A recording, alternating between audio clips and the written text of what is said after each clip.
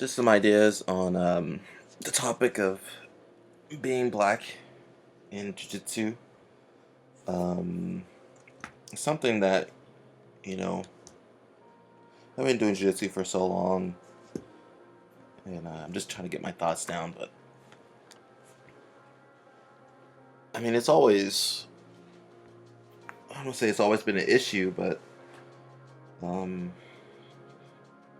I think no matter what you do, if you're black, like, you just realize, like, it doesn't matter what you do or how good you are or something, it's like you're black. And that black experience, it's always going to be with you regardless of what you do or what you accomplish.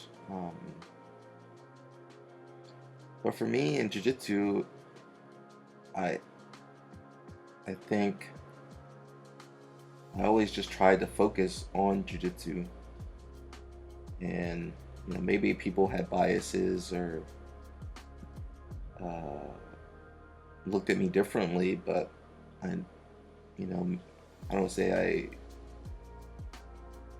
ignored it or didn't think about it. Yeah, maybe I just didn't think about it. I just from training, you're around different people, and being from Atlanta, got a lot of rednecks. They say some stuff. Um, but I always try to, in the words of Martin Luther King, always look at the content of someone's character. And I think when you're on the mats, it's, I don't want to call it a safe space, but it's a special place where different people are able to meet up and befriend each other from different backgrounds, different cultures and different languages and different everything, more so than pretty much anywhere else, where you might interact with others, even in work, schooling, or whatever. So I always held jiu-jitsu practitioners to a higher standard. Um, I just always felt that jiu-jitsu people were, I don't want to say better than regular people, but yeah, that's how I felt. I was like, oh, we're better. It's a different breed of person that will put themselves in that uncomfortable position and set their ego aside and have to learn. And um, that's how I felt growing up as a teenager, young adult. I always felt that the jiu-jitsu sphere was safe, that it was protected from like the outside world. It was more of like what the world could be. This idealization of what the world could be, more so than the real world. And I've met so many great people in jiu-jitsu, but it wasn't until I got older that I started to question more of that belief, and just interacting with more people, and just kind of taking off those rose-tinted glasses that I wore for so long. In that I was just able to see that people are people, and there are some really great people in jiu-jitsu, but there's also other elements of people. And no matter how great someone is on the mat, who they are off the mat might be completely different. It might be a completely different person than who I know, and they might have a different cohort which they relate to, and different biases and different upbringing that might impact their worldview. And so I've been quiet for a long time and held my tongue for a long time. And I've always thought, just my background going to like a HBCU and being a black person in America,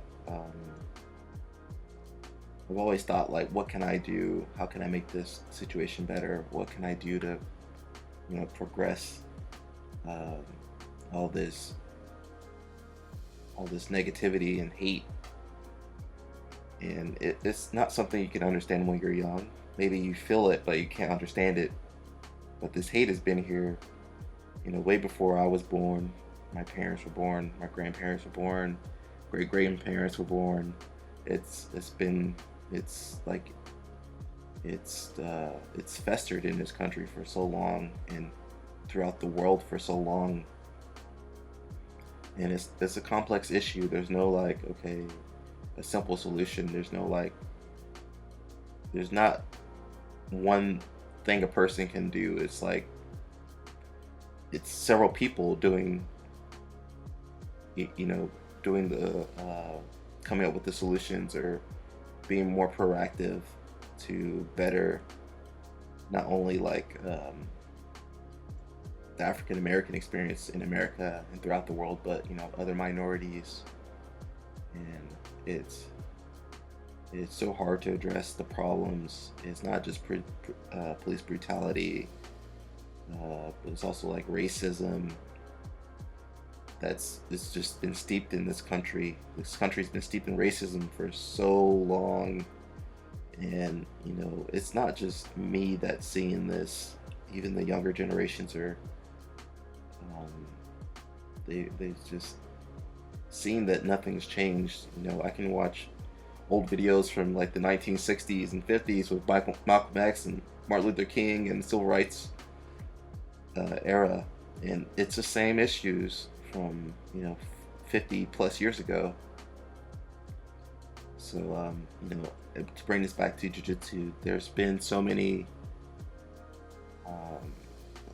I don't want to say characters bad characters in jiu-jitsu, and people that are cool with me on the mat, but off the mat it's just a whole different story in how they treat people that look like me.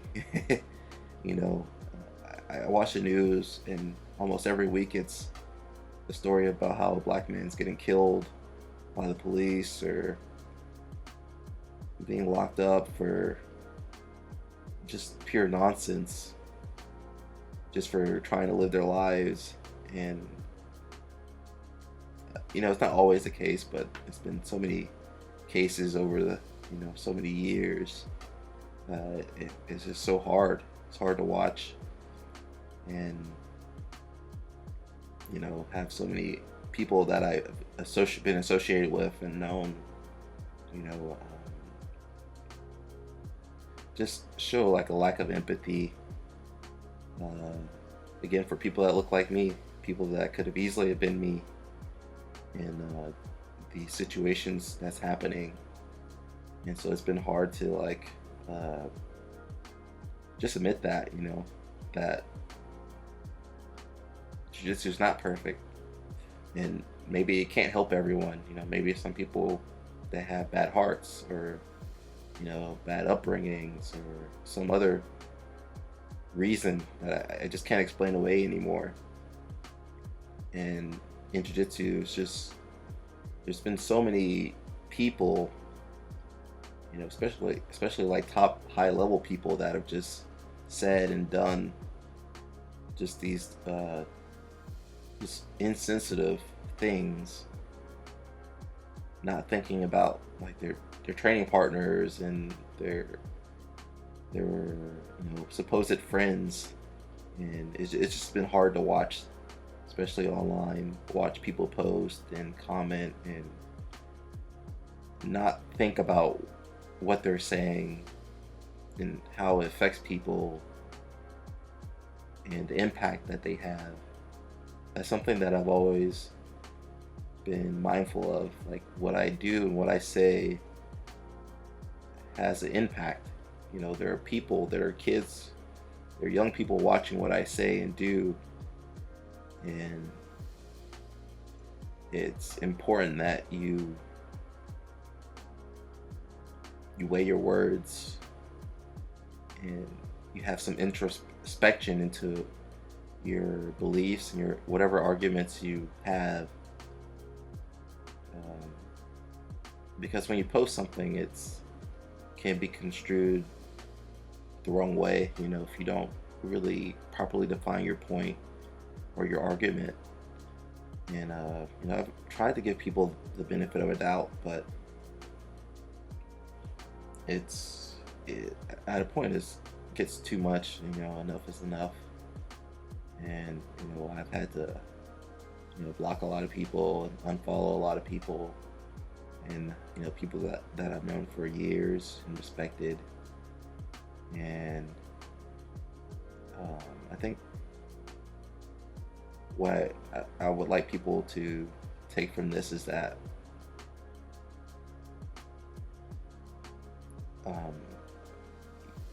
just because someone's good at jiu-jitsu doesn't mean you have to listen to them,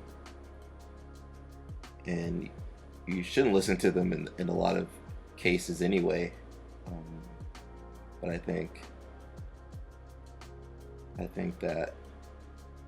things have to change in jiu-jitsu and in the world, and that we just can't keep allowing these people, these bad agents, to continue to spew hatred, and support them in jiu-jitsu. We can't keep supporting their content and their products and their platform.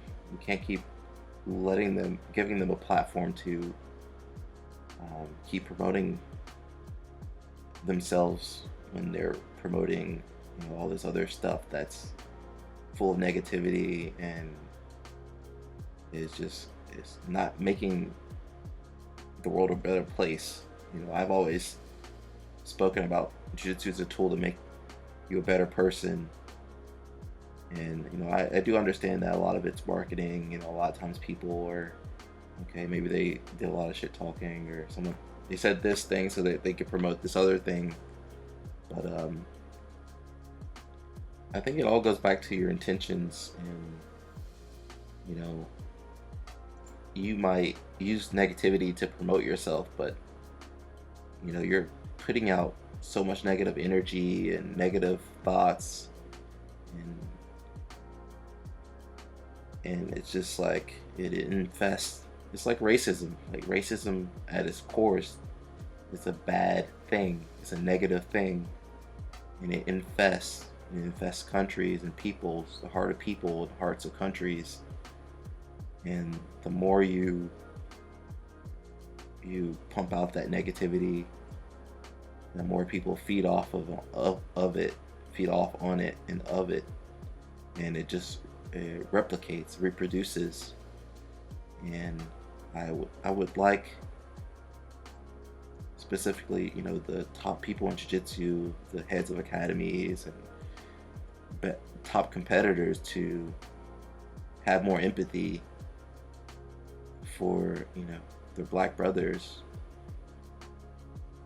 and weigh their words more and think about their actions and just see the bigger picture and just realize that what they're saying and doing and posting, think about if it's actually making the world a better place, or if it's just being divisive, creating more division than there already is. And I think things are changing, and it's like it's ugly. I think back to racism and slavery, like it was ugly. It was never sustainable because of how damaging it was, not only on the slaves but also the people who owned slaves, because I don't think it was ever right. There's a big moral issue on what's right and what's wrong, but I think 99% of the people in the world can agree that you shouldn't own someone and strip them of their humanity. And I'm not conflating what's going on now with slavery, but it's all connected, and it's all a part of kind of that unsavory history that's hard to reflect upon. It's hard to dwell upon, but it's, maybe there's not slavery now, but its effects are still felt, even 100+ years after it was abolished. And, we're still feeling the effects and seeing the effects of it. And so I think that's just, my point with this is just to educate and give my perspective on when I see, people that I've trained with kind of denigrate black people or look down upon black people or spew just negative comments and posts and just so much negativity. And someone could be like, oh, what do you mean by negative? Like, what did they say that was negative? What did they do that was negative? But it's easy, I go back to myself. It was easy to like kind of just focus on jiu-jitsu and okay, I want to get better at jiu-jitsu. I focus on jiu-jitsu. But then even now, especially now, it's gotten to a point where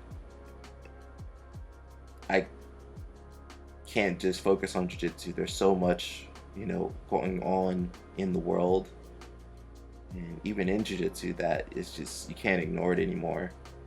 And I could find countless posts of people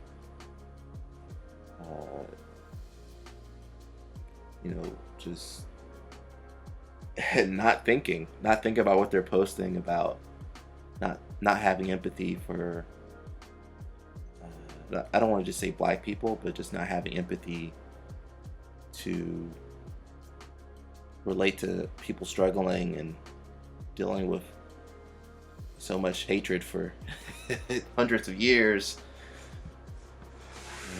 And my thoughts are all over the place, but I just wanted to kind of get something down so I can work with.